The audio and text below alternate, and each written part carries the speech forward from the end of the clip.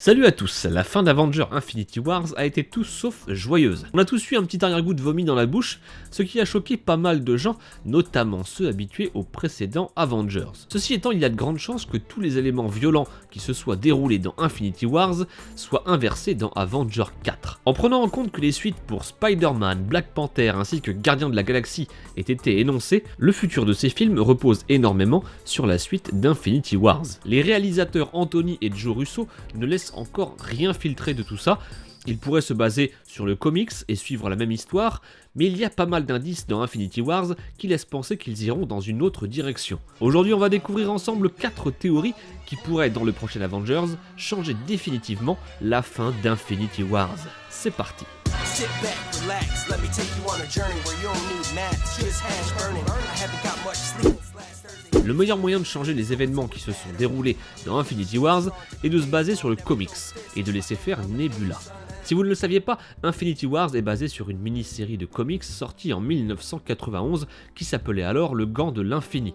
Dans ce comics, Thanos réunit les 6 pierres de l'Infini et supprime la moitié de l'univers en un claquement de doigts. Dans le comics original, en revanche, ça commence au début de l'histoire.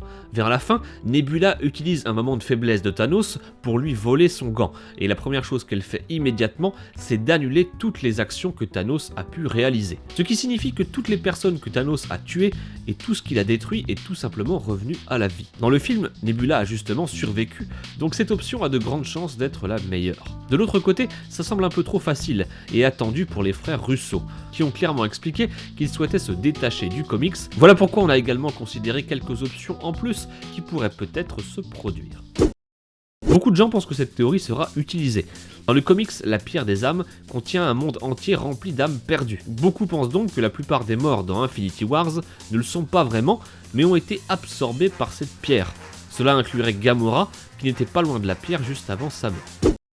Quelques secondes avant que Corvus Glaive rentre dans le laboratoire, Shuri arrête de travailler sur Vision pour écrire quelque chose très rapidement avant de commencer à se battre contre Corvus. Puisqu'elle n'a pas séparé Vision de la pierre des âmes, on peut se dire qu'elle n'était clairement pas en train de finir cette tâche. Une des idées reçues serait que Shuri était en train de faire une sauvegarde de la conscience de Vision. Si Vision n'est pas enfermé dans la pierre des âmes comme les autres, dû au fait qu'il n'a pas vraiment d'âme sur le papier, il pourrait de nouveau faire une apparition prochainement. Si c'est le cas, en préservant la conscience de Vision, les Avengers pourraient apprendre des secrets à propos des pierres que même Thanos ignorerait. Rappelez-vous que Vision avait dit qu'il avait l'impression que la pierre lui parlait.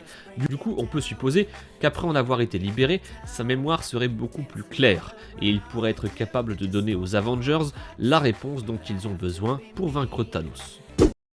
Captain Marvel fera sûrement son apparition et elle pourrait être la clé qui permettrait de renverser Thanos. De son vrai nom Carol Danvers, elle sera bien différente dans le film comparé aux comics. En parlant des films, le patron de Marvel, Kevin Feige, a clairement dit que Captain Marvel était de loin la plus puissante des héros Marvel à ce jour, contrairement aux comics où des tonnes de héros seraient capables d'en venir à bout sans trop de difficultés.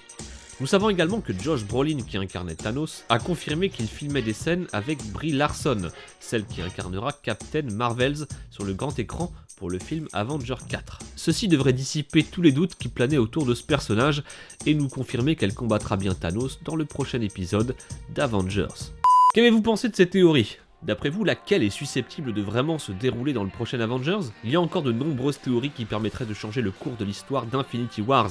Alors si vous avez envie d'en partager une, n'hésitez pas à le faire en commentaire. Moi je vous dis à très vite pour une prochaine vidéo. Passez tous une bonne soirée. Ciao !